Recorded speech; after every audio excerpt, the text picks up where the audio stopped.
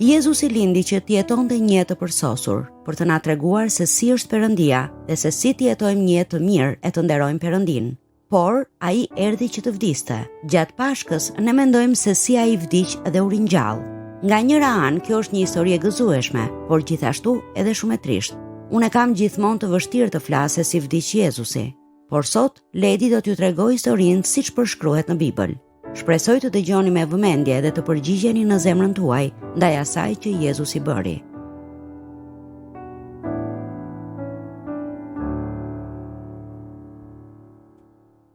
Kohët e fundit kemi folur për gjërat që ndodhen në javët dhe ditët para se Jezusi të vdiste. A ju kujtohet që ai u tha disa herë dishepujve të tij se ai do të vdiste me qëllim që të shpëtonte shumë njerëz nga mëkatet e tyre? Ai shkoi në Jeruzalem, kryeqytetin e vendit. Edhe pse e dinte se autoritetet fetare ishin kundër tij, atje kishte njerëz që besonin tek Jezusi dhe e mirëpritën atë, por kishte edhe të tjerë që donin ta vrisnin.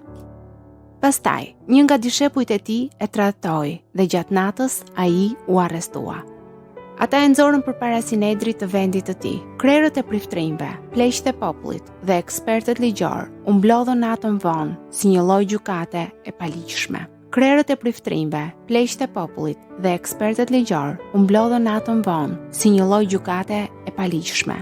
Ata u përpoqën të gjenin ndonjë provë kundër Jezusit me qëllim që ta ekzekutonin. Shumë dëshmitar thanë gënjeshtra, por dëshmitë e tyre nuk përkonin me njëri tjetrin. Jezusi qëndroi në heshtje ndërsa ata flisnin. Në fund, kryeprifti e pyeti direkt: "A je ti Mesia, biri i të bekuarit Perëndi?" Jezusi u përgjigj: "Unë jam, dhe ju do ta shihni Birin e Njeriut, të ulur në të djathtën e pushtetit, duke ardhur mbi rret e qiellit." Pastaj kryeprifti i tha: "Ç'nevojë kemi më për dëshmitar? Ju e dëgjuat blasfemin, ç'ju duket?" Dhe të gjithë ata votuan kundër tij. Ata thanë se ai ishte fajtor për dëshmi të rreme dhe meritonte të vdiste.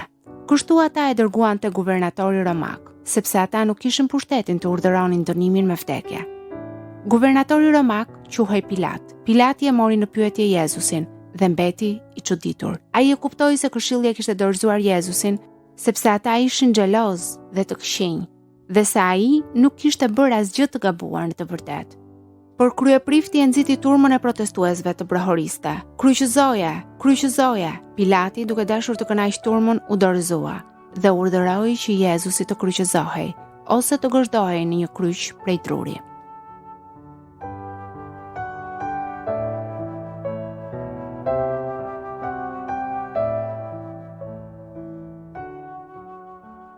Ajo ishte një kohë e tmerrshme dhe është e vështirë të flasësh për të.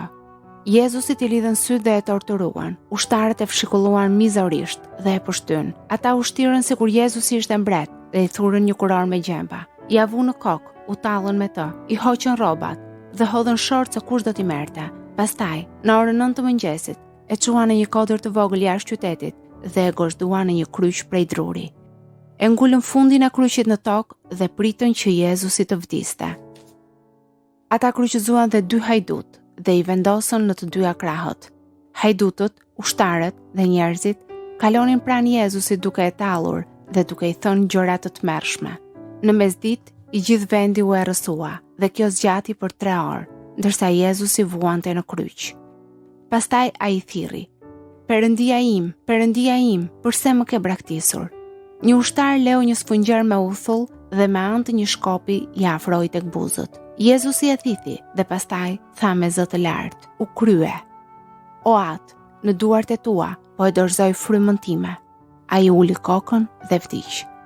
Një nga ushtarët donte të sigurohej që Jezusi vdiq me të vërtetë, prandaj e preku me shtizë në brinj. Gjaku dhe uji përshoi jashtë. Kreu i ushtarëve e pa të gjithë ç'ndodhi. Ai ktheu shpinën dhe tha: "Me të vërtetë, ky ishte Biri i Perëndisë." Pyes veten si do t'ishit ndjer ju nëse do t'ishit atje kur e kryqëzuan Zotin Jezus Krisht. Besoj se shumë prej nesh do të trishtoheshin shumë të shihnin një person kaq të mrekullueshëm, kaq të dashur, të trajtohej në atë mënyrë si u trajtua ai. Vdekja e Jezusit ishte tmerrsisht e dhimbshme, e padrejtë dhe e gabuar. Por ajo ishte më shumë se kaq. Shumë njerëz kanë vdekur që nga koha e perandorisë romake dhe më pas, por ne nuk flasim për ta mira vite më pas. Ju mund të pyesni pse ishte kaq e veçantë vdekja e Jezusit. Pjesë e kësaj është edhe fakti që vetë Jezusi ishte unik, nuk kishte asnjë si ai. Jeta e tij ishte e veçantë. Njerëzit që jetuan me të përdit thanë se ai nuk bëri asgjë të gabuar dhe se ai shpalosi dashurinë e Perëndisë në çdo gjë që bëri. Jezusi tha se ai gjente kënaqësi duke bërë atë që thoshte Ati i tij qiellor. Ai manifestoi fuqinë e Perëndisë në mënyrën se si i shëroi njerëzit dhe se si i ktheu sërish në jetë. Ai foli për veten duke i quajtur biri i Perëndisë dhe ai bëri gjërat që vetëm Perëndia mund të bënte, si falja e mëkateve. Ai përmbushi shumë profeci që ishin bërë shekuj më parë. Dishepujt e tij besuan se ai ishte me të vërtet biri i Perëndisë në një mënyrë unike. Për ta nuk ishte rëndësi lidhja njerëzore e Perëndisë me nënën e tij. E rëndësishme për ta ishte fakti që Jezusi shpalosi jetën, karakterin dhe fuqinë e Perëndisë përpara se bota të krijohej. Ai ishte një me Perëndin dhe ai u dërgua nga Perëndia. Dhe vdekja e Jezusit ishte unike. Ajo kishte një kuptim të ndryshëm nga të gjitha vdekjet e tjera. A e mbani mend që Jezusi tha se ai erdhi të shërbente dhe të jepte jetën e tij për të shpëtuar shumë njerëz? Kur ai vdiq, ai po qëndronte në vendin e të gjithëve ne. Ne të gjithë meritonin vdekjen e përjetshme, ndarjen përgjithmonë nga Perëndia, për shkak se ne jemi njerëz dhe mëkatar. Por Jezusi vdiq në vendin ton. Pasi Jezusi u ngrit në qiell, dishepujt e tij e kuptuan më mirë se pse vdiq. Më lejoni t'ju tregoj se çfarë u shkroi njëri prej tyre, disa të krishterëve të rinj. Ai shkroi: Ju përgjërohem në emër të Krishtit, lejojeni Perëndin t'ju shëndëroj nga armiq në miqt e tij. Jezus Krishti ishte pa mëkat, por për hatrin ton, Perëndia lejoi që ai të mbarte mëkatet tona. Kështu pra, kur ne jemi të bashkuar me të, ne mund të marrim nga drejtësia dhe mirësia e Perëndisë. A e kuptoni se përse ishte kaq e rëndësishme vdekja e Jezusit? Nëse ne vendosim besimin ton tek Jezusi, Perëndia na fal plotësisht. Ne shpalosim jetën e Jezusit, ne bëhemi fëmijët e dashur të Perëndisë. Po i lexojmë edhe një herë ato fjalë nga Bibla. Ju përgjërohem në emër të Krishtit, lejojeni Perëndin t'ju shndërroj nga armiq në miqt e tij. Ne dëshirojmë shumë që ju ta pranoni këtë dhuratë, këtë jetë të re që Perëndia ju ofron sot.